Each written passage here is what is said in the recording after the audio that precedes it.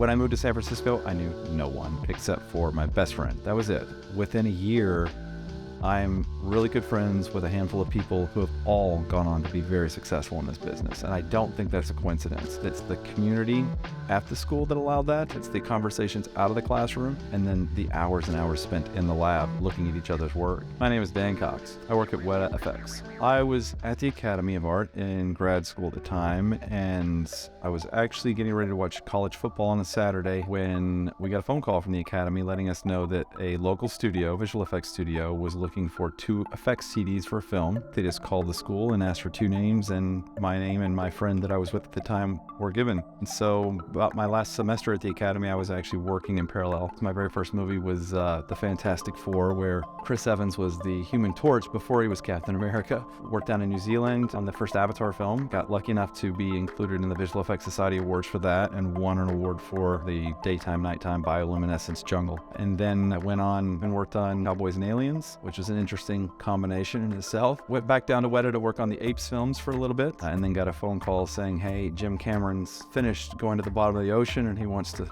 jump back into Avatar. Do you want on board? Almost 6 years later, we just recently won another Visual Effects Society Awards for that, for digital cinematography. It's become so broad. Visual effects used to just be about a water tentacle and the abyss, or a liquid metal character in Terminator. It's like there was this big scope visual effects, Jurassic Park out there, right? And then VFX went through this transition where the whole invisible effects thing, where it was, we're going to change the sky in the background, or we're going to remove somebody's leg. And now VFX has gotten into virtual production, becoming so big now. These LED volumes that are out there, Unreal Engine with real time. It's so broad. I hate to tell anybody that they shouldn't go into visual effects, because I think there's a lot of people that could fit into, in different areas. I will have production come to me and say, look, we've filtered out 1,000 different demo reels that we got, and here are the 50.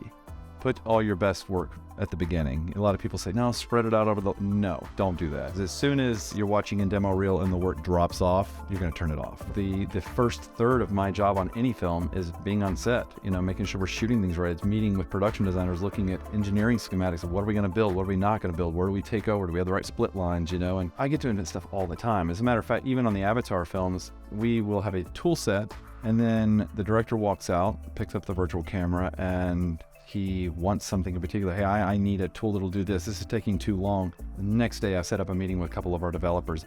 Going to the Academy, you get an incredible education because you have a lot of adjunct faculty as well as permanent faculty. And I still recommend it over all the other schools out there. To me, it encouraged me to be independent. Moving to San Francisco's beautiful creative city. There's so many artists there that you can learn from. And I also think it's proximity to just the industry period. I mean, you get people that come in the evening, they're working all day on films, and they're teaching night classes. Perfect example, my compositing class that I took at the Academy in grad school was taught by Brian Connor. Brian Connor just won an Oscar for Dune 2 years ago. That's the caliber that you're potentially getting out of your instructors.